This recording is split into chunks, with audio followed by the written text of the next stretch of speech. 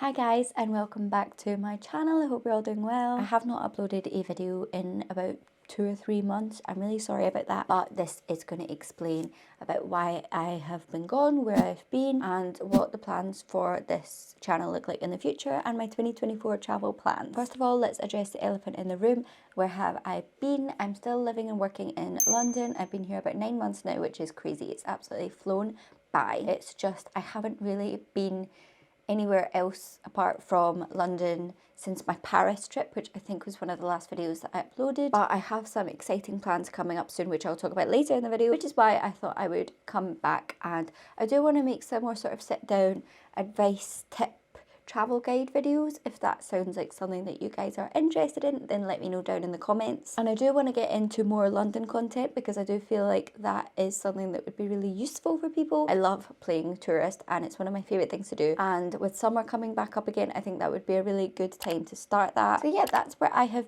Oh, what is this piece of hair doing? But I want to get back into YouTube. I've been missing it. If you haven't noticed, I have been focusing more on short form content recently. So I have been uploading almost every day to YouTube Shorts. So if you haven't seen those, check those out on my page. I've also been uploading them to Instagram Reels and to TikTok. So make sure to follow me on those. I'm just Anna Joan on both of those. My second point I want to touch on before I delve into 2024 plans, which I know that's what you're all here for, is you might have noticed that I'm filming this on a new camera. I have picked up the DJI Osmo Pocket 3 creator kit, which I am absolutely loving. I have got on face detection, so it is focusing on my face and I can put it into a certain point of the screen. So I've selected it in the middle of the screen, which means that if I move my washing, it will just follow me and keep my face in the middle of the screen, which as a travel vlogger, that is absolutely essential. And I wasn't planning on buying a new camera at the start of the year, but I have got a trip coming up really soon. I thought that this camera would be absolutely perfect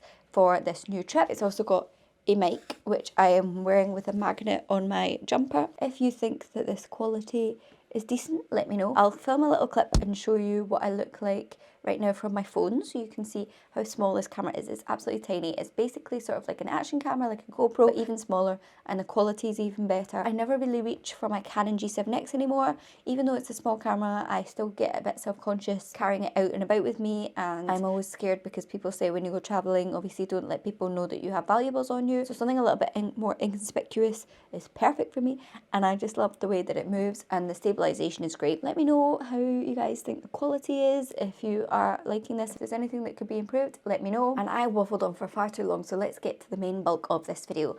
I'm going to be calling this video my 2024 travel plans, and that is what I'm going to talk about today. So it is currently the end of January. I obviously haven't really been anywhere in January, but I have a trip coming up that I leave for in a week. So I need to get on with filming some preparation things for that, and I will obviously be vlogging that. And another reason I really like the DJI Pocket 3 is that I can film like this in landscape, but I can also flip the screen really easily and then it starts filming in portrait. I wanted to be able to create YouTube videos and TikToks / Reels really quickly and at the same time, and I didn't want to have my camera or my GoPro in one hand and my phone in the other, trying to film both pieces of content at the same time. I was worried that I would be in a scenario and I would only be able to capture it one way, either landscape or portrait, and not both, and repurposing content sometimes can ruin quality and things like that. There will be lots of content coming your way, so look forward to that. My first trip in 2024 that I'm leaving for next week is India. I am so excited. I feel like it is the next step in my travel plans. I'm ready for a little bit of a challenge. I'm also going on a group tour, so I won't be completely by myself, because I do feel like India is one of those countries where people can sort of fearmonger a little bit, especially about females,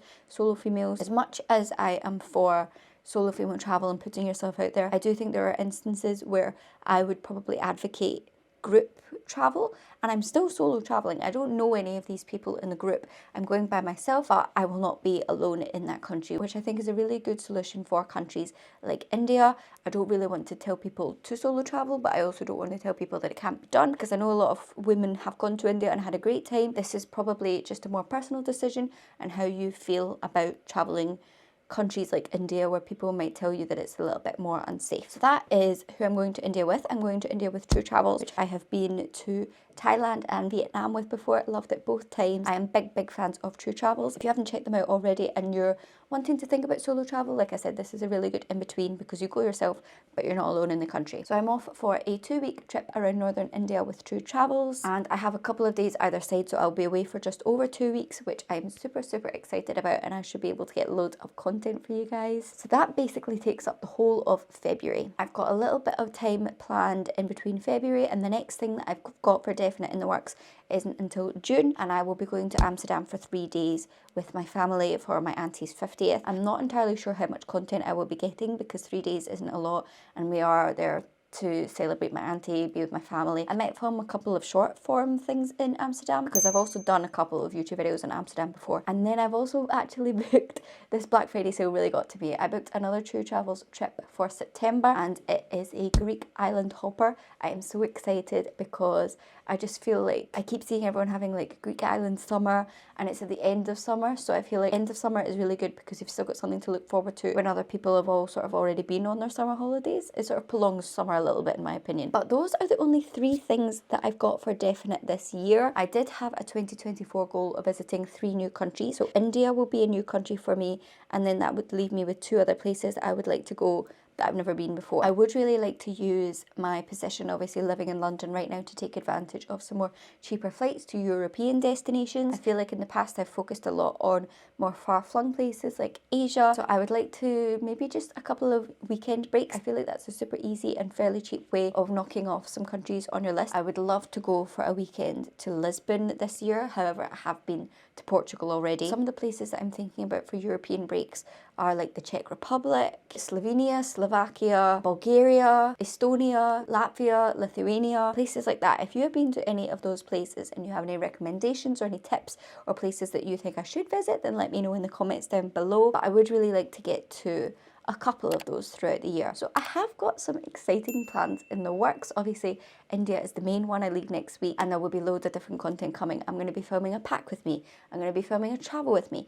We're doing an Indian overnight sleeper train. I'm going to film that for TikTok and YouTube. There is so much content coming, so I hope you guys are excited.